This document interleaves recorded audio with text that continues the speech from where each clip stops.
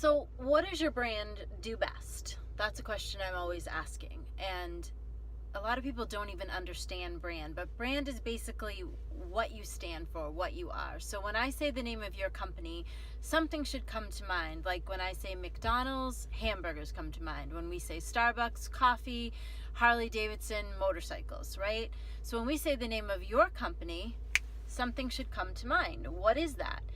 Do you know what that is? And better yet, do your employees know what that is? I have a global client, has a huge executive team, and I did some work with them, and we were trying to make sure that everyone was on the same page in the executive team with brand and what the global organization stands for.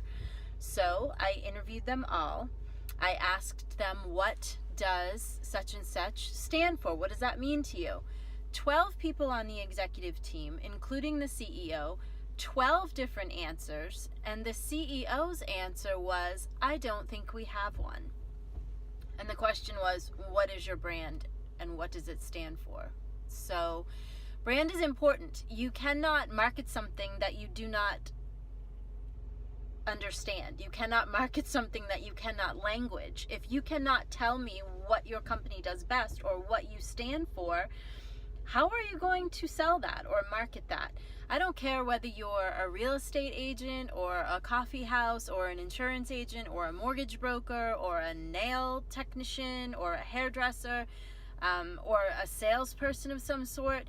You are still a brand. Your particular realty agency, your particular team for mortgages, your particular, store or agency or your particular service, if you clean houses, it doesn't matter what you do. You stand for something. What is that? What do you stand for?